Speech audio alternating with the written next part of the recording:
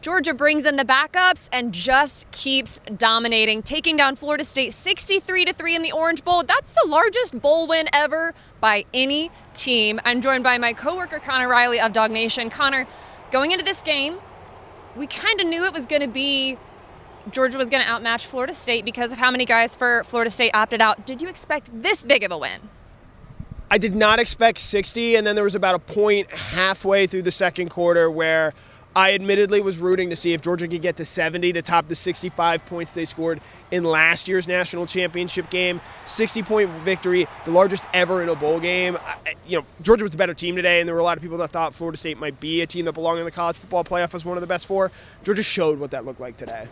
What did you see from quarterback Carson Beck, who only got to play in the first half, but did look good in that first half? Yeah, I asked him afterwards if he wanted to play more in the second half, pad his stats. He was like, no, I was done for the day.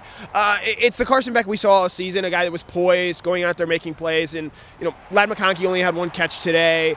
Brock Bowers didn't play. And yet you see Carson go out there and execute the offense in a way that I think both he and Kirby Smart would be very proud of. And heading into next season, he's going to be one of the premier quarterbacks in the sport. And when you're able to efficiently carve up a Florida State defense that, granted, was missing 8 starters, but still play that well in one half, I think it's why the ceiling for this Georgia team next year is so high, specifically because of Carson Beck. I asked Dylan Bell, what is Beck capable of next year, given what he's able to accomplish this year, and he said Heisman. He'll certainly be in the conversation, right? Absolutely. This year, a really solid season. I think just shy of 4,000 yards passing, 24 touchdown passes. He's going to need to get those numbers higher going into next year, but not to look too far ahead. Games against Alabama. No, let's do it. We're done talking about this one. Games against Alabama, games against Texas, potentially an SEC championship game. He's going to have those statement games needed to show that he is the best player in the country, and I think he absolutely has a chance to do that next season for this Georgia team. One thing that's kind of wild to talk about, because this is the Orange Bowl, but that's how lopsided this was. We got to see so many young guys for Georgia play. Who stood out to you the most as far as young guys who got to play in that second half? I think maybe the most important guy is Gunnar Stockton. This is a guy who's going to be Georgia's backup quarterback next year.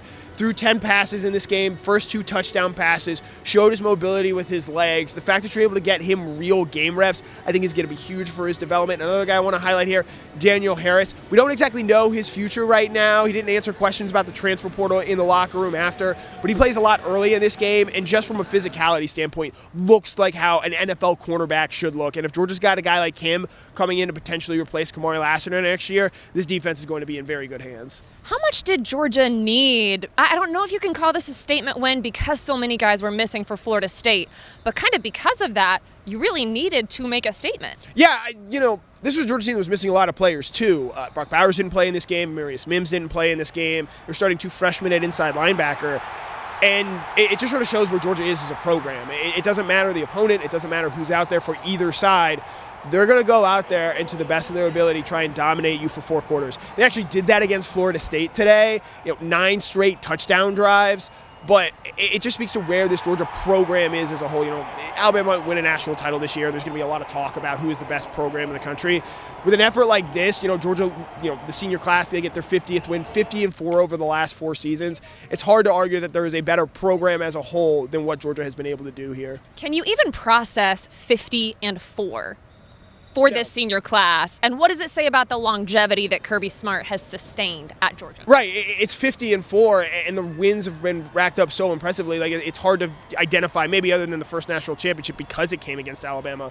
The fact that they've won so many games, the fact that for a lot of times, even like a game like this against a previously unbeaten Florida State team, and I know it wasn't the same team that went undefeated during the regular season, the fact that they go out there and dominate the number 5 team in the country, it just shows what Kirby Smart has built. And as we get into a new era, in a way, this felt like the end of an era for not just these seniors, but this Georgia program as a whole. As we go to a 12-team playoff next year, what Kirby Smart built here was really special. And a lot of the veterans on this team, not just the seniors, but guys like Brock Bowers, Kamari Lassiter, who are going to be off and go be high NFL round draft picks, that they got to build and be a part of this and enjoy this one last time, I think meant a lot for the people of this program. If you are a Georgia fan watching, what should Bulldogs fans be most excited for about next year's team? Because you are losing quite a bit. So Carson Beck, I think, is number 1, but there were 2 defensive players that forced turnovers in the first half of this game, and both those guys are sophomores and they're coming back next year, and they might be some of the best players in the country. Safety Malachi Starks was already a first-team All-American. He's maybe the best defensive player in the country to start next season. And then Michael Williams, a guy who admittedly this week said he didn't have the season that he wanted to, but he goes out there, has a sack, forced fumble, and fumble recovery all on the same play. You see why his ceiling is so high as a player, that Georgia's going to have a guy like that at the defensive line and a guy like Malachi Starks in the secondary. They might have 3 or 4 of the 7 best players in the country next season when you factor in Carson Beck as well. As crazy as it is, that's it for the 2023 season. Thanks to all of you for watching. Make sure you go to ajc.com or subscribe to our YouTube channel to find more videos just like this one.